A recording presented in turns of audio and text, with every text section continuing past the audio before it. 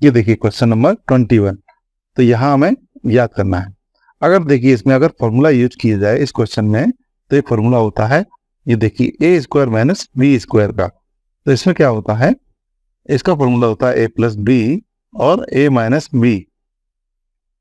तो इसी प्रकार अगर हम इसको यूज करें, ये देखिए 249 का स्क्वायर माइनस 248 इन 248 का स्क्वायर, तो A square minus minus B square.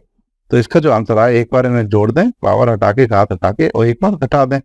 तो वही अगर हम इसमें करें तो 249 प्लस 248 और 249 माइनस 248, इसको हम इस प्रकार सॉल्व कर सकते हैं। इनको अगर जोड़ेंगे तो कितना आ जाएगा, देखिए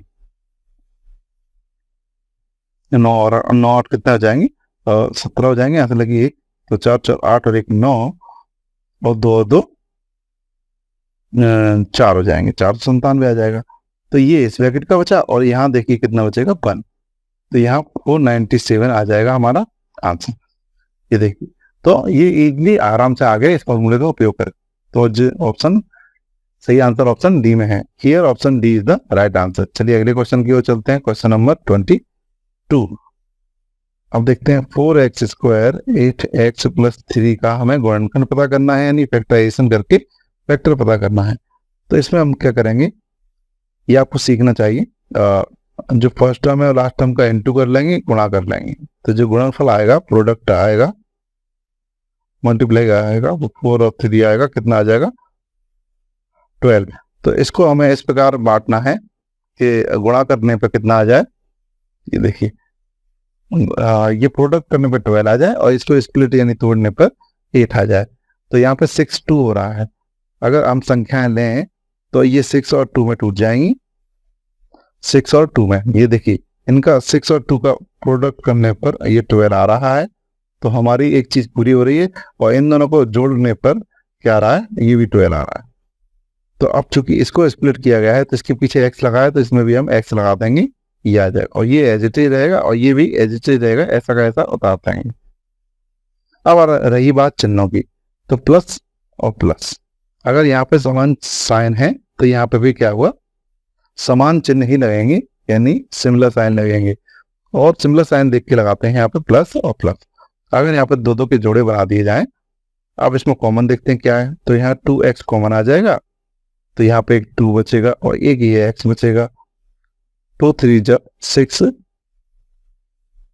और x नहीं बचेगा प्लस। अब यहाँ से देखिए इनमें से कोई कॉमन नहीं आ रहा है, तो 1 ले लेंगे, अंदर 2x प्लस 3 बचेगा। अब देखिए कि ये चीजें क्या आ गई, एक जैसी आ गई, तो एक ब्रैकेट में आ जाएंगी, और दूसरे ब्रैकेट में ये और ये आ जाएगा, तो 2x प्लस 1 आ जाएगा। यहाँ देख लेते हैं हम ये किस ऑप्शन में दिया गया है, ये आंसर ऑप्शन बी में ये आंसर दिया गया है। ये आगे पीछे हैं, ध्यान रखें। तो option B is the right answer. ये पहले दिया है और ये वाला बाद में दिया है, तो इससे कंफ्यूज ना हो। चलिए नेक्स्ट क्वेश्चन की ओर चलते हैं, क्वेश्चन नंबर 23। अब देखिए इसका प्रसार करना है, यानी एक्सपेंशन करना है x प्लस 3 का। तो इसको करने से पहले हम इसका फॉर्मूला देख लेते हैं। a प्लस बी का q का जो फॉर्मूला होता है वो होता है, ये घात इस पर लगा देते हैं a की पावर 3, फिर b पे भी लगा देंगे, फिर देखिए इन्हीं तीनों का इनटू, यानी पावर का a का और b का, 3ab। अब इस पावर को हटा के जो बचा है वो लिख देते हैं। बस इस प्रकार हम इसको x प्लस 3 को एक्सपेंड करेंगे, फैलाएंगे। तो देखिए ये पावर इस पे x पे, ये पावर 3 पे, तो 3 पे लगा देंगे, फिर इस 3 का और x का और 3 का इंटू,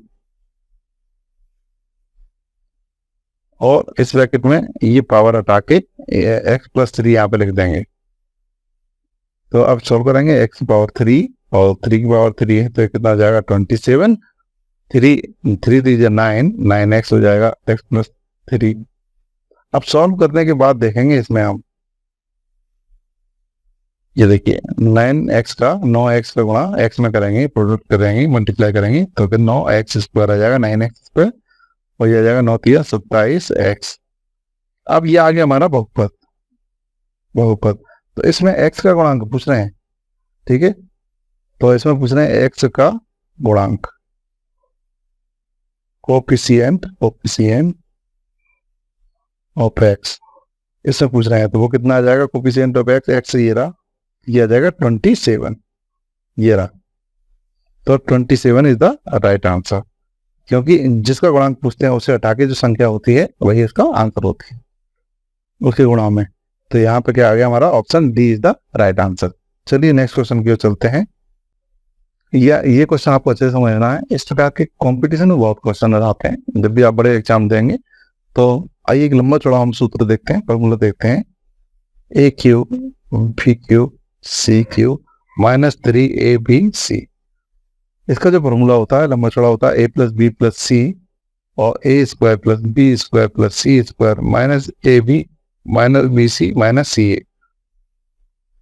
तो देखिए अब यहाँ पे उन्होंने दे दिया है A plus B plus C बराबर कितना दे दिया है? 0। इसका मतलब ये वैल्यू हम यहाँ पे लिखते हैं, तो 0 ये हो गया। अब बाकी इसको नहीं लिखें, ये देखिए ए बी बी सी और ये सी ए। तो ये 0 इन पूरे टर्म को, ये इस पूरे टर्म में गुणा होगा तो सबको क्या कर देगा? 0 कर देगा।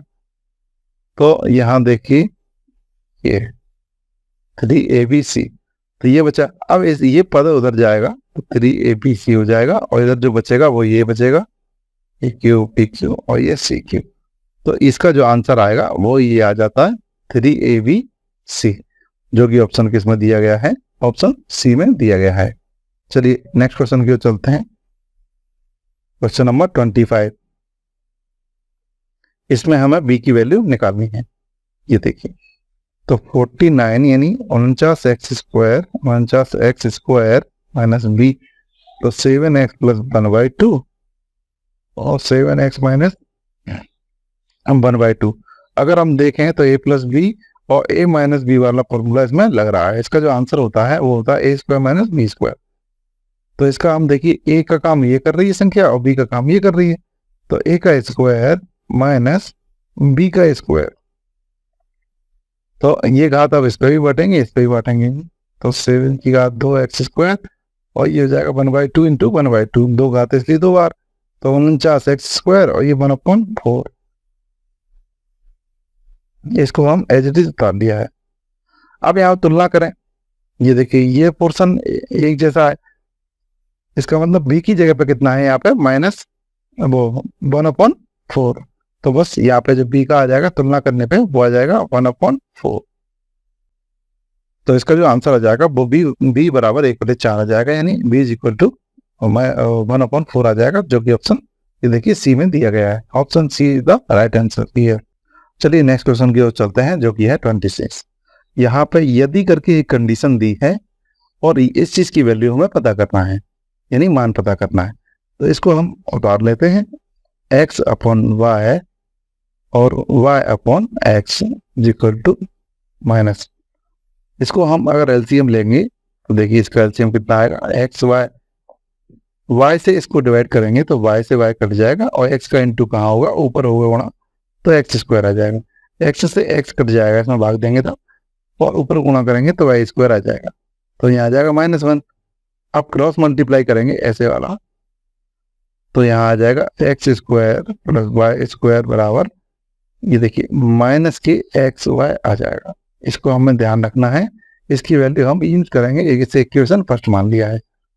अब हमें इसकी वैल्यू पता करना है X cube minus Y cube की। तो इसका हम फॉर्मूला देख लेते हैं। इसका फॉर्मूला होता है एक्स माइनस वाई, यानी इनकी पावर हटा दो, जो बचेगा यहाँ लिख दो। अब देखिए इसमें पहले का स्क्वायर प्लस दूसरे वाले का स्क्वायर और यहाँ का उल्टा चिन्ह यहाँ पे प्लस और फिर इन्हीं दोनों का इनटू, यानी एक्स वाई, ये हो गया इसका फॉर्मूला। अब देखिए एक्स वाई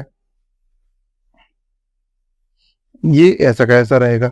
तो यहाँ हम समीकरण 1 से ये देखिए इसको हटा के हम ये लिख देंगे, ये यहाँ पे लिखेंगे हम। देखो यहाँ पे इन दोनों को हटा के हमें क्या लिख देना? माइनस एक्स वाई, ये देखिए, और ये वाला प्लस रखा एक्स वाई, ऐसा कैसा है?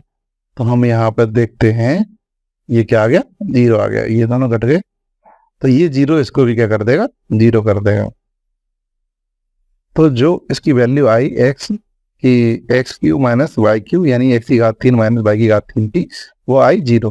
जो कि ऑप्शन किस में दिया गया है, ऑप्शन सी में इसका आंसर दिया गया है। चलिए नेक्स्ट क्वेश्चन की ओर चलते हैं, क्वेश्चन नंबर 27। क्वेश्चन नंबर 27 में देखते हैं, ये पूछ रहा है निम्नलिखित में से कौन कौन इसका एक गुणनखंड है, इसका एक गुणनखंड है, यानी इस वाले का, किसका, ये देखिए x प्लस वाई की पावर 3 माइनस एक्स क्यू और वाई के। तो कौन सा आंसर इसका गुणनखंड है, तो देख लेते हैं इसको, और इसको सोल्व करके अगर, तो इसका फॉर्मूला हमें पता है x की पावर 3, ये y की पावर 3, फिर इन तीनों का मल्टीप्लाई यानी गुणा 3xy और ब्रैकेट में इसका x प्लस वाई, और यहाँ देखिए ये ऐसे चलेगा, ठीक है। x की पावर 3 y की पावर 3 यहाँ इंटू कर देंगे तो प्लस 3x स्क्वायर y और 3xy स्क्वायर आ जाएगा, इसका इसमें इंटू करेंगे जब, अब इसमें अंदर माइनस जाएगा तो चेंज कर देगा x cube minus Y cube, तो ये और ये दोनों कट जाएंगे, तो ये आ जाएगा इसमें 3x square Y 3xy square. यहाँ से अगर कॉमन लेना चाहें तो 3xy कॉमन ले लेंगे तो x प्लस वाई बचेगा। तो इस प्रकार इसे हम देख सकते हैं कि इसमें इसका एक गुणनखंड कौन होगा, तो इसका एक गुणनखंड देखिए यानी गुणा में ये होगा 3xy और x प्लस वाई भी हो सकता है, तो ये जो दिया गया है वो ऑप्शन डी में दिया गया है, तो here option D is the right answer. ये देखिए, तो इस क्वेश्चन में हम देखते हैं, ये देखिए गुणा में है यानी गुणनखंड ये होंगे इसके, ये और ये अलग अलग गुणनखंड होंगे, क्योंकि ये हमारे आंसर में दिया गया है तो इसी को हम आंसर के रूप में लगाएंगे। चलिए नेक्स्ट क्वेश्चन की ओर चलते हैं, जो है क्वेश्चन नंबर 28। अब वो कह रहा है इसके गुणनखंडों में से एक कौन सा है, इसका जो गुणनखंड है वही करेंगे, इसको सॉल्व कर लेंगे पहले, अभी पिछले क्वेश्चन में किया था, ये देखिए ये रहा, इसको नोट डाउन कर लेते हैं, प्लस 1 प्लस 5x का स्क्वायर, तो इसमें कुछ नहीं करना है इस वाले स्टेप में, प्लस इसको एक्सपेंड करेंगे, a का स्क्वायर प्लस b का स्क्वायर प्लस 2 और a और b, ऐसे करके इसको एक्सपेंड कर लेंगे, इसका कुछ नहीं करना है, इसका स्क्वायर कितना आ जाएगा 1, ये पावर इस पर भी जाएगी इस पर भी जाएगी तो 25x स्क्वायर हो जाएंगे, किंतु 10x आ जाएगा, तो एक से एक ये कैंसिल हो गया, 25 और 25 कितने हो गए 50x स्क्वायर और ये 10x, अगर इसको कॉमन लें तो 10 कॉमन आ रहा है, 10x कॉमन आ रहा है, तो यहाँ पर 5 बचेगा और यहाँ पर 1 बचेगा, यहाँ 5x बचेगा, सॉरी 5x प्लस 1 बचेगा, तो इसके जो गुणनखंड हो गए वो हो गए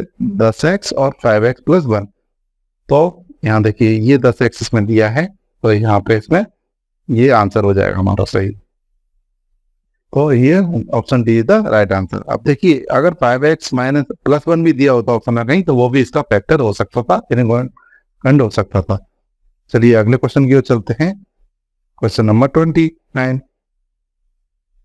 अब ये चीज जो बहुपद ये वाला दिया गया है वो निम्नलिखित में से 4 ऑप्शन में से किसका बहुपद है, तो क्या करेंगे, इसको चेक करने के लिए हम इसको 0 के बराबर लिखेंगे, यहाँ x की वैल्यू आ जाएगी -1, तो हम यहाँ पे एक एक करके देखेंगे, तो हम इस वैल्यू को इसमें रख के देखेंगे, सभी चारों ऑप्शन में रख के देखेंगे किस बहुपद की वैल्यू को यानी मान को ये 0 कर रहा है। तो अब आप लोग पूरा करके देख लीजिएगा, तो मैं तो इसमें रख के देख रहा हूँ, इसमें देखिए इसमें -1 लिखेंगे, -1 की पावर 3, फिर प्लस -1 की पावर ये कितना है 2, फिर x की वैल्यू -1 और ये हो जाएगा इसका +1। इसको मैं सॉल्व करता हूँ, क्योंकि 3 घात लगी है तो 1 माइनस बचेगा, 2 घात लगी है तो माइनस नहीं बचेगा, यहाँ कोई घात नहीं है तो ये प्लस माइनस -1 बचेगा और +1, तो ये देखिए अगर देखा जाए तो -1 -1 2 और +1 ये 2, तो ये क्या आ गया 0 आ गया। इसका मतलब यहाँ ऑप्शन बी को ये क्या कर रहा है, ये 0 कर रहा है, इसलिए option B is the right answer. चलिए नेक्स्ट क्वेश्चन की ओर चलते हैं, क्वेश्चन नंबर 30। अब इसका शून्य पता करना है, तो यहाँ शून्य पता करने के लिए हमें क्या करना है, इसको 0 के बराबर लिख देंगे, तो 2x + 5 बराबर 0, तो 2x बराबर ये 5 से उधर जाएगा तो माइनस का हो जाएगा, तो x बराबर ये 2 नीचे जाएगा -5/2, जो कि ऑप्शन ये देखिए किसमें दिया गया है, ऑप्शन बी में दिया गया है, तो here option B is the right answer. Thanks for watching.